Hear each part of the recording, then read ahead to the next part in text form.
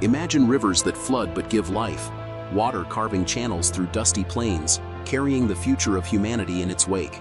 In this very first episode of Cradles of Civilization, we journey to the Tigris and Euphrates floodplains, where early engineers tamed water and scribes pressed reed styluses into clay. How did simple irrigation canals and a humble writing system spark a chain reaction that built cities, kingdoms, and empires?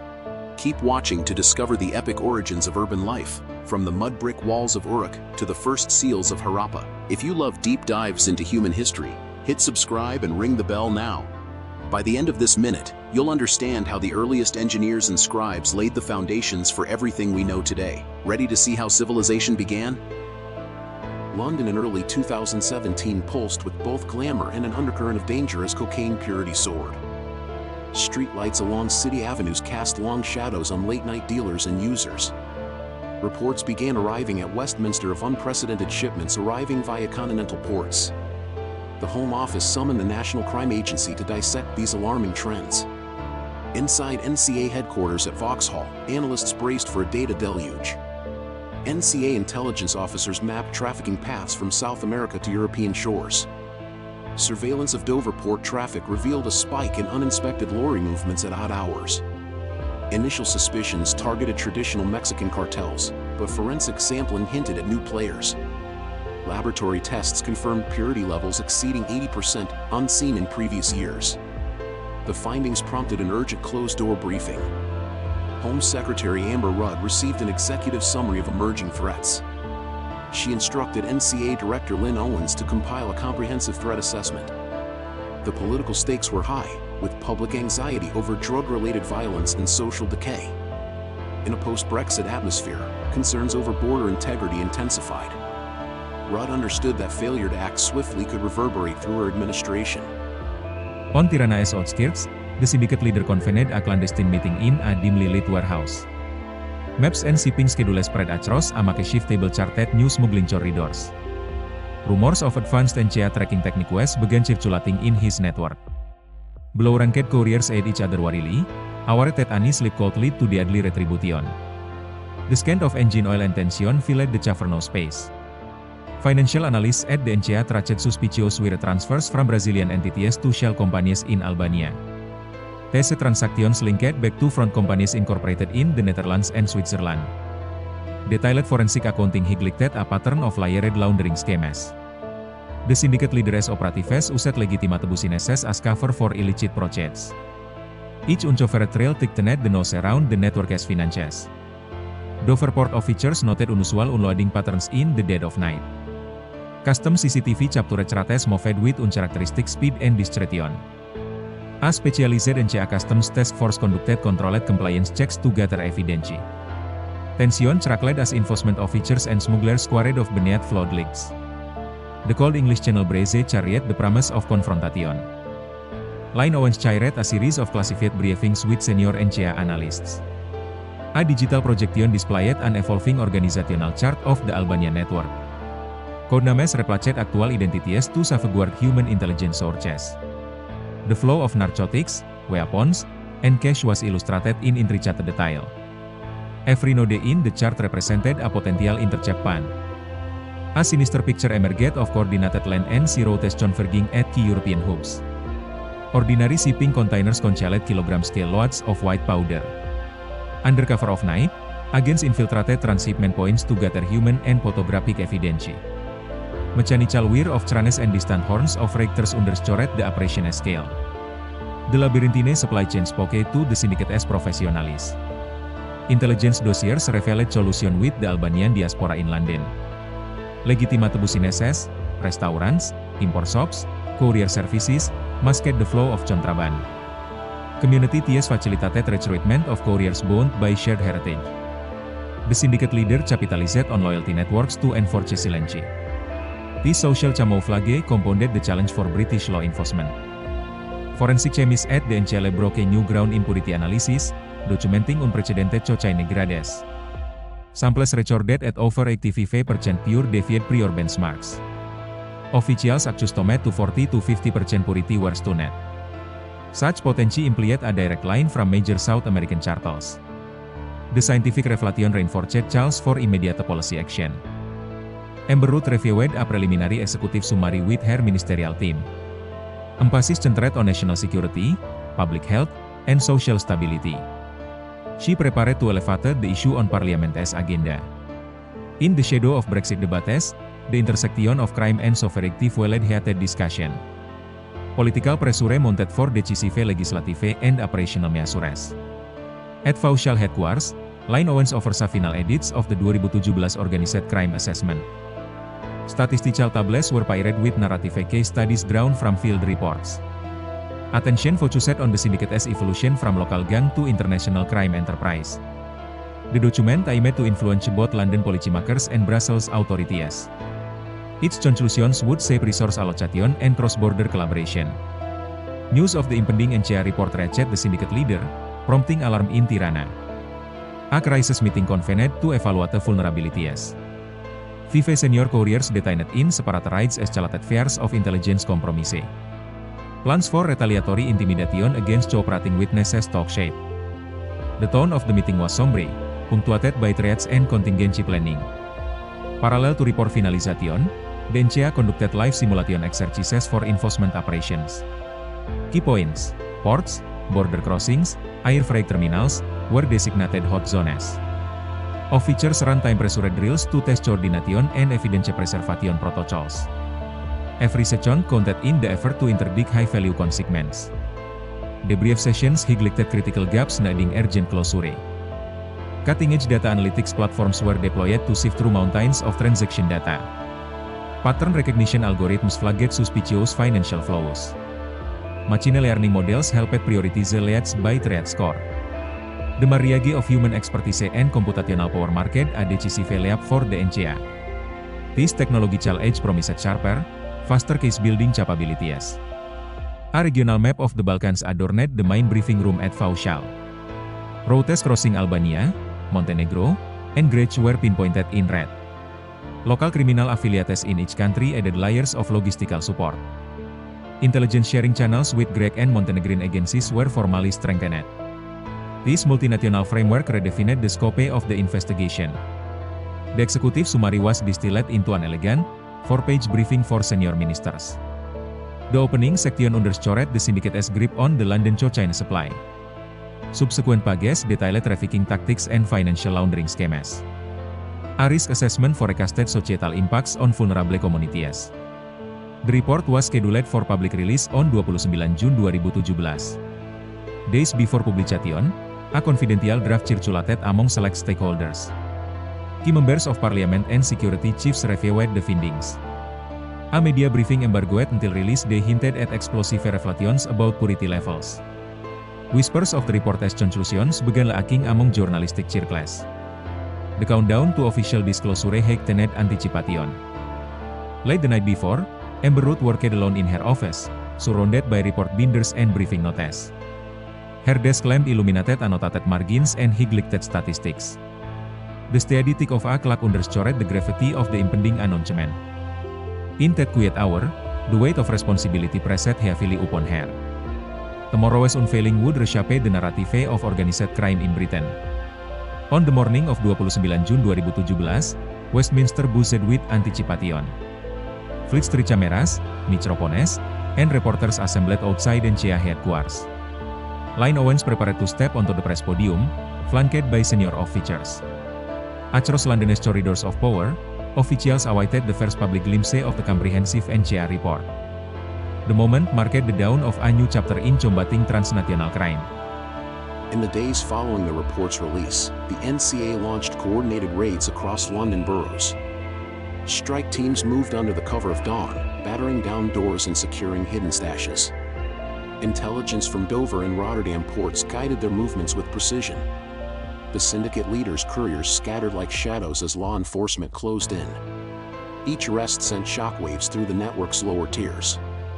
Meanwhile, Europol liaison officers arrived in Vauxhall to exchange real-time data. Cross-border wiretaps connected Albanian operatives in Tirana with contacts in London. Analysts decrypted encrypted messages that revealed planned shipments for the coming weeks. This unprecedented information flow strained legacy legal frameworks on surveillance. Tension mounted as agencies raced to adapt. Undercover officers embedded in London's Albanian community gathered street-level intelligence. They observed clandestine meetings in backstreet cafes and cellars. Faces hardened by necessity flitted between tables, exchanging briefcases and coded nods. Notes on vehicle registrations and mobile phone numbers piled up in evidence logs. The human cost of infiltration weighed heavily on field agents. Financial task force teams followed money trails into legitimate businesses in East London. Restaurant receipts and courier invoices masked millions in illicit profits. Accountants working for the syndicate kept spreadsheets and encrypted drives. Tracing those funds through shell companies revealed links to investment portfolios in Zurich. Each discovery tightened pressure on the network's financial lifeline. At Dover Port, customs officers intensified container scans with X-ray vans. Suspicious crates were diverted to secure zones for manual inspection. Inside one container, officers found over 30 kilograms of near-pure cocaine hidden beneath legitimate goods. The seizure triggered alerts in Brussels, prompting mobile patrols across European seaports. The operation showcased the transnational reach of the syndicate leader's enterprise. Back in Tirana, the syndicate leader convened a security council in a reinforced villa. He reviewed intercepted footage of recent NCA raids with grim resolve. Advisors debated shifting routes through Montenegro and the Adriatic Sea. Plans for diversifying smuggling methods, air freight and private yachts, took shape. The meeting ended with a vow of counterattack. Lynn Owens oversaw a surge in analytical manpower at NCA headquarters. New recruits learned to map social media networks used by couriers. Publicly posted vacation photos in Albania became inadvertent geolocation clues. Every data point added a brushstroke to the syndicate's portrait. The analytic picture grew sharper by the hour. In a North London flat, agents monitored an encrypted group chat among senior couriers. Slang-filled messages hinted at looming panic orders from Tirana. One operative proposed smashing seized phones to erase forensic traces. Paranoia rippled through the ranks as trust eroded. The fraying cohesion marked the network's first visible crack. Parallel to enforcement actions, MPs held emergency sessions on organized crime. Committee rooms in Parliament filled with experts from academia and law enforcement. Heated exchanges underscored the challenge of balancing civil liberties with intrusive surveillance. Proposed legislation aimed to expand warrant powers for cross-border investigations. The political battle mirrored the contest unfolding on the streets. Night vision drones swept Dover's harbor under NCA authorization. Operators tracked unmarked speedboats weaving between cargo ships. Thermal signatures revealed concealed compartments and holes. A covert boarding operation led to the arrest of key lieutenants mid-voyage. The seizure of 500 kilograms of cocaine marked a landmark victory. Inside the National Crime Agency's forensic labs, analysts twilight shifted to process exhibits. Each test tube trace and fingerprint doubled the prosecution's leverage.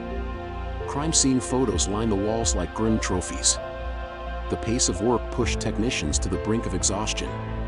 Yet each breakthrough fueled the momentum of the overall campaign. In London's shadowed arches of Waterloo Station, a VIP courier changed hands with Latin American traffickers. Plainclothes officers trailed the exchange from a safe distance. When the moment was right, they struck with disciplined precision. A brief scuffle ended in the arrest of 2 foreign nationals and the recovery of multiple handguns. The incident underscored the syndicate's readiness for violence. Amber Rudd received periodic updates as operations unfolded across Europe. She faced mounting public and media scrutiny over civil rights concerns. Shadowed portraits of victims of overdoses and violence accompanied each briefing. Rudd balanced empathy for communities with the urgency of national security. Her leadership navigated a delicate political tightrope. In Tirana's smoky backrooms, the syndicate leader authorized extreme measures. He sanctioned attacks on suspected informants and rival factions. Hit squads moved under cover of darkness to send a brutal message. Bodies discovered near canal edges fueled rumors of internal terror. Fear spread faster than the cocaine itself. European law enforcement chiefs convened in The Hague to synchronize tactics. They agreed on joint task forces and shared access to surveillance databases. Legal teams drafted mutual aid treaties to expedite extraditions. Training programs for Balkan region police were expanded. The continent's collective resolve hardened against the transnational threat. In East London's Albanian-owned shipping yard, NCA bomb disposal units detected traces of improvised explosive devices. These devices, intended to protect high-value shipments, revealed a new dimension of syndicate sophistication. Intelligence suggested plans to booby-trap containers as deterrents. The development forced immediate protocol revisions at every major port. Stakes had escalated from narcotics to potential mass casualty threats. Street-level outreach teams began informing local communities about syndicate coercion tactics. Leaflets and community meetings aimed to break the silence of fear. Testimonials from former couriers detailed brutal recruitment methods. Social workers liaised with the NCA to protect potential witnesses. The campaign sought to undermine the syndicate's social base. Lynn Owens prepared a mid-year progress report for the Prime Minister's office. Charts displayed a 20% increase in major drug seizure incidents. Arrest statistics illustrated the geographic spread of operation hotspots. Recommendations included bolstering maritime patrols and legal reforms. The report cemented the NCA's claim of tactical success amid rising challenges. In response, the syndicate leader initiated contingency plans to relocate core operations to North Africa. Front companies in Morocco were activated as alternative transit points. Liaison with Maghreb-based criminal networks entered exploratory stages. The shift illustrated the adaptability of modern organized crime. The global cat-and-mouse game entered a new phase. By mid-2018, the rising tide of enforcement had fractured several syndicate cells in London. Yet pockets of resistance and smuggling ingenuity persisted in hidden corners. The syndicate leader's empire showed both signs of strain and nascent reinvention. Law enforcement victories inspired cautious optimism in Westminster and beyond. The battle for control of Europe's cocaine markets raged on, setting the stage for an epic climax. Under a steel gray dawn in mid-2018, NCA strike teams amassed around a sprawling warehouse in East London. Tactical briefings crackled over encrypted radios as officers checked ballistic vests and stun grenades. Inside, couriers shuttled between pallets, unaware of the net closing in. A silent countdown echoed in the command van, hearts pounding in unison. This was the culmination of months of painstaking investigation. Simultaneously, undercover agents trailed a high-level meeting in a derelict dockside warehouse. Flashes of laptop screens revealed shipment schedules and payment confirmations. The syndicate leader's voice, distorted through body cam audio, outlined a massive August consignment. Phones buzzed with coded approval from Tirana. In that instant, the true scale of the operation crystallized. Eurojust coordinators activated cross-border warrants to freeze bank accounts in the Netherlands and Switzerland. Financial task force analysts monitored account shutdowns in real time. Screens flickered as balances dropped to zero, severing critical cash flows. Panic spread among syndicate lieutenants who realized their funds had vanished. This coordinated strike aimed to starve the network's resources. In Dover, a cargo vessel bound for Rotterdam was boarded at sea under Royal Navy escort. Night vision goggles illuminated stacks of sealed crates bearing false logos. When flaps were torn open, uniformed officers uncovered nearly a ton of high-purity cocaine. The crew, masked and armed, surrendered under overwhelming force. The seizure marked one of the largest in recent UK history. Back in Tirana, the syndicate leader learned of the Rotterdam bust via secure video link. Rage flashed across his hardened features as advisors relayed the financial freeze. He barked orders to reroute shipments through North African ports and recruit new couriers. His villa's ornate chandelier cast trembling shadows, reflecting the precariousness of his empire. For the first time, he tasted true vulnerability. At NCA headquarters, analysts projected a dynamic map showing recent interdictions and financial disruptions. Red icons pinpointed busts in London, Rotterdam, and Dover. Green icons marked successful arrests in East London safe houses. Lines connecting those points formed a shattered web of trafficking routes. The visual underscored the operation's devastating impact on the syndicate. In a clandestine safe house, senior couriers convened in hushed panic. One courier brandished a list of compromised contacts, his hands shaking. Another insisted on immediate extraction from the UK. The murmur of betrayal and fear filled the cramped room. Trust fractured irreparably under the weight of these blows. NCA forensic accountants traced rerouted payments to shell companies in Casablanca. Moroccan authorities, alerted through Europol channels, prepared synchronized raids on warehouses and money laundering fronts. Simultaneous arrests in Casablanca stunned the syndicate leader's extended network. Financial flotsam washed up across 3 continents. The global dragnet closed tighter. On August 15, 2018, the climax reached its zenith during Operation Iron Web. Over 300 officers from 6 nations executed pre-dawn raids. Armored vehicles blocked exit routes, while helicopters hovered overhead. Flashbangs shattered silence as doors were breached. By sunrise, scores of operatives lay in handcuffs, and millions in assets were seized. Inside one besieged warehouse, detectives discovered false ceilings concealing kilograms of cocaine. Hidden safes revealed stacks of forged passports for couriers. The complexity of concealment methods testified to the network's sophistication. Officers cataloged every detail for prosecution. This trove of evidence would break the syndicate's back. Lynn Owens presided over a post-raid debrief in the Vauxhall Situation Room. She commended officers for precise coordination and innovation. Satellite imagery and human intelligence had meshed flawlessly. This operation became a case study in integrated law enforcement. Stakeholders from Brussels to London lauded the achievement. Meanwhile, the syndicate leader fled Tirana under cover of darkness. He boarded a private jet bound for an undisclosed location in the Sahara. His ornate villa was placed under surveillance for follow-up action.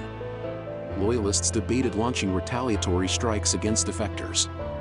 The fugitive's escape signaled both a setback and a new phase in the conflict.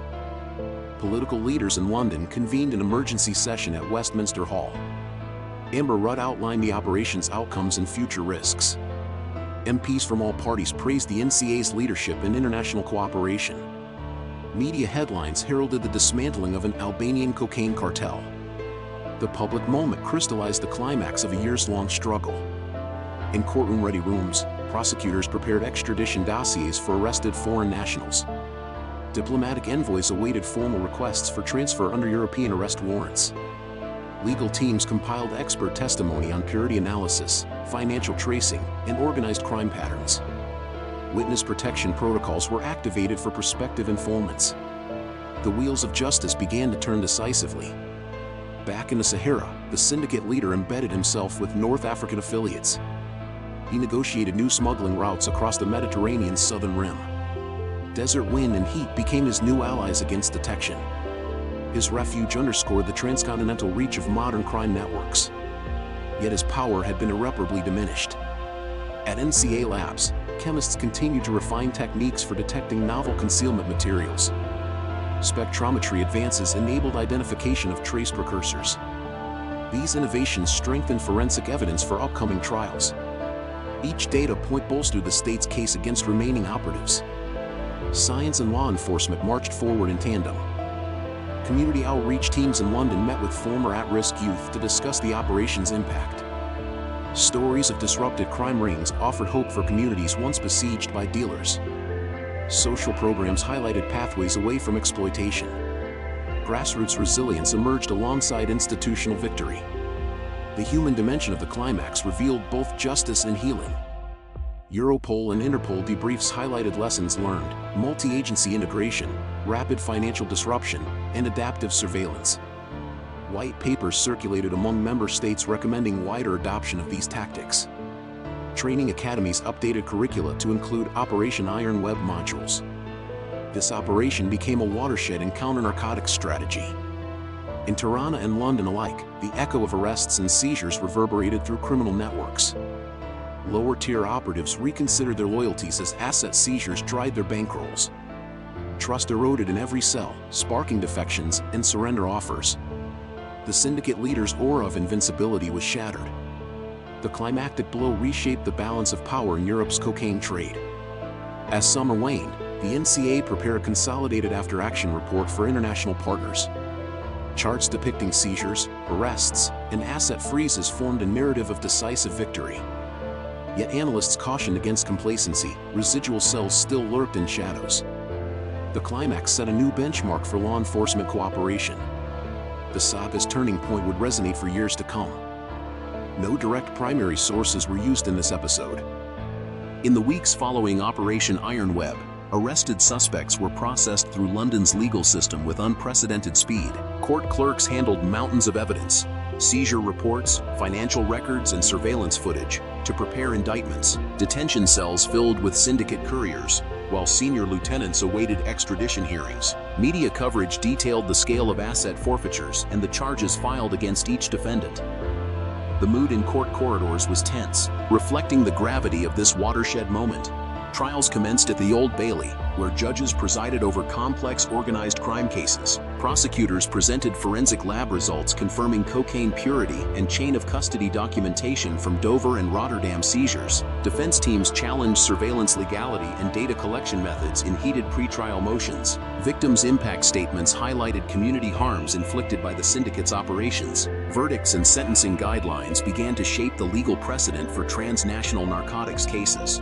Extradition proceedings unfolded for foreign nationals detained in Britain, bound for trial in Albania and Morocco. Diplomatic envoys navigated European arrest warrant protocols to expedite transfers. Some couriers pleaded guilty in UK courts to reduce potential sentences abroad. Others contested extradition on human rights grounds, prolonging legal battles. The interplay between national sovereignty and shared security goals underscored the saga's international dimension. Meanwhile, financial investigators pursued lingering money laundering traces in Swiss and Dutch bank accounts. Asset forfeiture units secured luxury vehicles, properties, and shell company shares acquired with illicit profits. Auction houses received court orders to liquidate seized goods, funneling proceeds back into public coffers. Financial task force analysts published a declassified summary of asset recovery techniques. These methods became templates for future joint operations. At Westminster, Parliament ratified the Organised Crime, Enforcement and Prevention Bill, expanding warrant powers and cross-border intelligence sharing. The new legislation mandated rapid disclosure of banking information and strengthened asset freezing orders. Opposition MPs conceded the urgent need for reform despite civil liberties concerns. Implementation frameworks assigned oversight to a newly created National Anti-Corruption Authority. The bill's passage signaled a lasting policy shift in the UK's criminal justice landscape. Europol's early intervention unit integrated lessons from Operation Iron Web into its standard operating procedures. Liaison officers refined protocols for information exchange with the NCA and partner agencies. Joint training exercises simulated cross-continental raids and financial disruptions. The European Commission funded a technology grant to enhance shared surveillance platforms. These developments institutionalized the collaborative momentum sparked by the climax. Within London's underworld, surviving syndicate cells splintered under the pressure of sustained arrests and asset losses. Mid-level operatives sought new alliances, offering up contacts to law enforcement in exchange for leniency. Fragmented groups vied for control of reduced trafficking corridors, resulting in a spike of low-level turf disputes. Turf wars erupted in port-adjacent neighborhoods as small gangs attempted to fill the power vacuum. These skirmishes tested the NCA's capacity to maintain order in the operation's wake. Across the Mediterranean, North African facilitators scrambled to accommodate rerouted shipments diverted from disrupted Balkan corridors. Moroccan, Tunisian, and Algerian intermediaries reworked smuggling logistics, exploiting porous desert routes. However, joint raids by Interpol and local forces seized transshipment caches in Casablanca and Algiers. Tactical maps showed new red zones emerging in the Sahel region. The global network's adaptation proved resilient yet increasingly vulnerable. In response, the NCA shifted focus from reactive raids to proactive prevention strategies. Analysts developed risk profiling models highlighting emerging trafficking patterns. Early warning alerts were configured to flag unusual container movements before shipments reached UK ports. Community policing units received briefings to identify recruitment attempts of vulnerable individuals. This proactive posture aimed to forestall syndicate resurgence. Community outreach initiatives in East London and Dover engaged former at-risk youths and local advocacy groups. Workshops on the dangers of organized crime and substance abuse were held in community centers and schools. Testimonials from reformed ex-couriers provided visceral warnings against enticement by criminal networks. Social services partnered with law enforcement to offer vocational training and counseling. These grassroots efforts sought to heal social fractures exposed by the smuggling crisis. Technology teams at NCA Labs bore down on next-generation concealment methods surfaced during the climax. New spectrometry techniques and AI-driven pattern recognition were deployed to detect composite materials. Prototype scanners underwent field trials at major ports, reducing manual inspection rates. Software developers fine-tuned encrypted data analytics to maintain legal compliance. These innovations erected fresh barriers against smuggling ingenuity. Cross-border intelligence cooperation matured into formalized regional centers of excellence. Shared databases cataloged known facilitators, concealment designs, and financial flow typologies. Member state officers rotated through 6-month secondments to embed institutional knowledge. Collaborative video conferences replaced ad hoc phone calls, accelerating decision-making. This operational infrastructure reinforced capabilities for emerging threats. Meanwhile, Europe's cocaine demand dynamics began to shift as purity levels and prices fluctuated. Retail prices dipped briefly due to surplus stocks from interrupted shipments. Consumer patterns adjusted as dealers experimented with cutting agents to manage scarcity. Public health authorities monitored overdose incidents linked to inconsistent potency. Supply and demand oscillations highlighted the broader societal ripple effects of enforcement actions. Within the Albanian diaspora in London, merchant communities recalibrated business practices. Legitimate enterprises distanced themselves from past associations to restore public trust. Community leaders held forums condemning criminal exploitation under the banner of shared heritage. Cultural associations launched awareness campaigns to underscore lawful trade's value. This social reckoning demonstrated diaspora resilience and self-regulation. Academic institutions began analyzing Operation Iron Web in criminology and public policy journals. Peer-reviewed articles examined the efficacy of financial disruption and technological tools. Conference panels debated ethical boundaries between surveillance and privacy. Graduate theses focused on comparative studies of Balkan organized crime. The operation's blueprint solidified into scholarly discourse. Documentary filmmakers secured access to declassified footage for a BBC-commissioned series on the takedown. Archival scenes of dawn raids and interrogation rooms provided cinematic raw material. Experts on camera narrated the broader geopolitical context driving the cocaine trade. Audience response metrics indicated strong public interest in true crime investigations. Media portrayal cemented Operation Iron Web's place in popular consciousness. Politically, Amber Rudd and Lynn Owens saw their profiles rise as architects of a strategic victory. Parliamentary committees lauded their decisive action against transnational crime. Both figures were invited to speak at international security forums in Brussels and Berlin. Their speeches emphasized the critical nexus between policy, technology, and cooperation. This public recognition validated their leadership during the saga's turning point. Far from public view, the syndicate leader remained at large, rebuilding networks with North African and Latin American contacts. He adopted new aliases and forged fronts in Asia's emerging markets. Intelligence reports tracked intermittent communications but lacked precise geolocation. His persistence underscored the enduring adaptability of transnational criminal figures.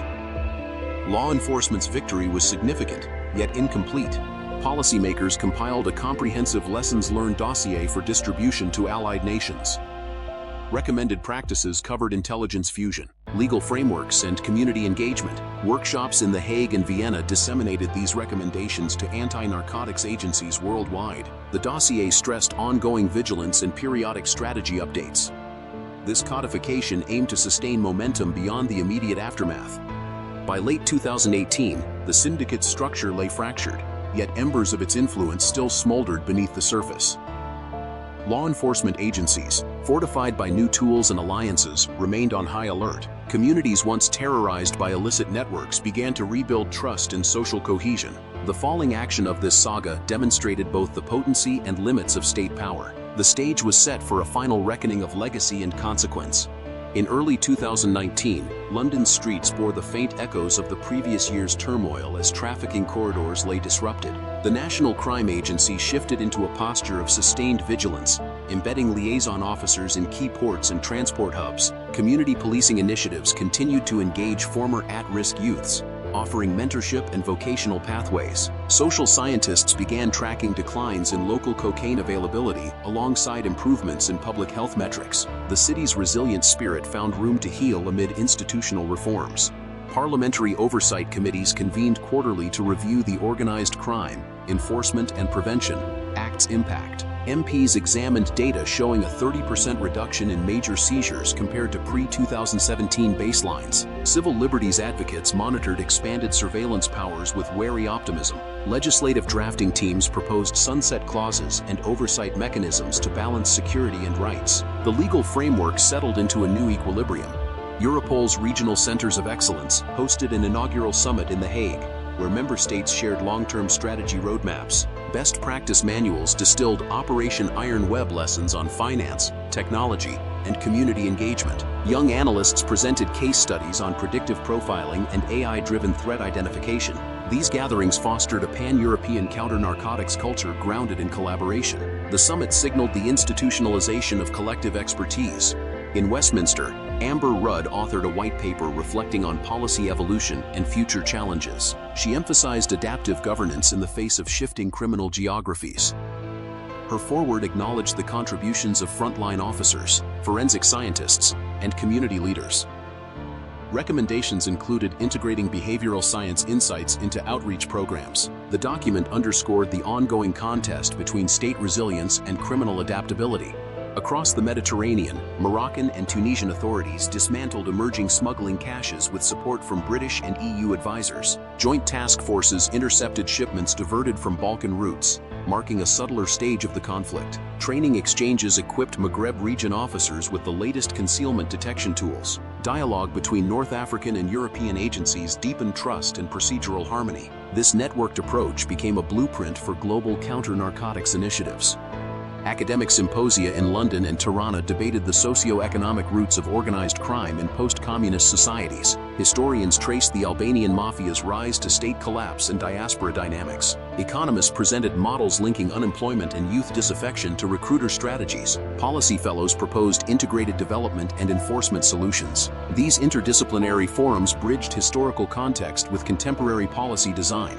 In East London, community centers celebrated anniversaries of anti-crime outreach milestones. Former couriers, now reformed, spoke alongside social workers about redemption arcs. Vocational workshops taught trades ranging from carpentry to culinary arts. Local businesses showcased products crafted by program graduates. The gatherings illustrated how societal investment erodes criminal supply by addressing demand's root causes. Software developers at the NCA unveiled Project Horizon, a cloud-based intelligence platform aggregating port, financial, and social media data. The system's algorithms flagged anomalous patterns in near real time, generating early warning alerts. Officers could field test alerts with mobile apps linked to secure databases. Project Horizon's rollout marked another leap in prevention over reaction. Technology thus evolved from investigatory crutch to strategic shield. International media commissioned retrospectives on the Albanian cocaine saga, charting its rise and fall. Documentaries contrasted gritty archival footage with interviews of policymakers and reformed criminals. Ratings proved that audiences remained captivated by true crime narratives that also illuminated systemic issues. Educators incorporated these films into curricula on modern policing and international law. The saga entered public consciousness as a cautionary epic. In Tirana, civil society organizations held forums on diaspora accountability and community resilience. Leaders explored how legitimate remittances could counterbalance illicit flows. Grassroots groups launched microfinance initiatives to deter youth involvement in criminal enterprises. Cultural festivals celebrated Albania's heritage separate from the mafia's shadow. These efforts reinforced national pride and social solidarity.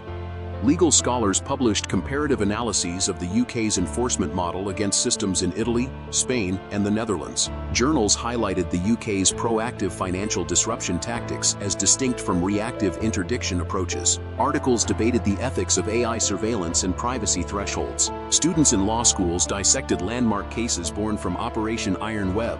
The academic discourse cemented the operation's legacy in legal thought. Victim support agencies reported a measurable decline in families affected by overdose fatalities linked to high-purity cocaine. Counselors credited outreach and education for this improvement. Testimonials underscored the power of early intervention in preventing substance abuse cycles. Health authorities incorporated these models into broader psychosocial frameworks. The human toll of the crisis began to fade in statistical terms.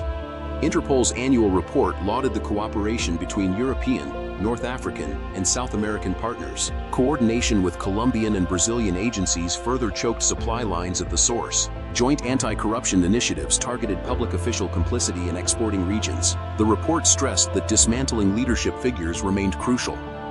Global unity emerged as the ultimate bulwark against transnational crime. In Berlin, Lynn Owens addressed an international security conference, reflecting on leadership under pressure. She spoke of the delicate balance between assertive disruption and legal safeguards. Her keynote underscored the moral imperative to protect vulnerable populations. She highlighted stories of reformed couriers who pioneered community programs. The personal narratives lent urgency to policy prescriptions. Meanwhile, intelligence services continued tracking the syndicate leader using advanced cyber surveillance techniques. Periodic intercepts indicated his presence in South America under a false identity. He maintained contact with remnant cells via encrypted channels. Rare financial transactions hinted at attempts to re-establish footholds. Law enforcement agencies remained vigilant, aware that the final reckoning might lie far from Europe. On the cultural front, artists channeled reflections on the cocaine saga into exhibitions and installations. Galleries in London and Tirana featured multimedia works exploring themes of corruption, resilience, and redemption. Photographic essays portrayed the human faces behind headlines. Sound installations reproduced the ambient noise of raids and interrogation rooms. Art thus extended the narrative into collective memory. 5 years after the initial NCA report, longitudinal studies assessed the operation's socio-economic impact. Researchers noted enduring reductions in trafficking-related violence and community trauma. However, they cautioned against complacency, citing nascent smuggling innovations.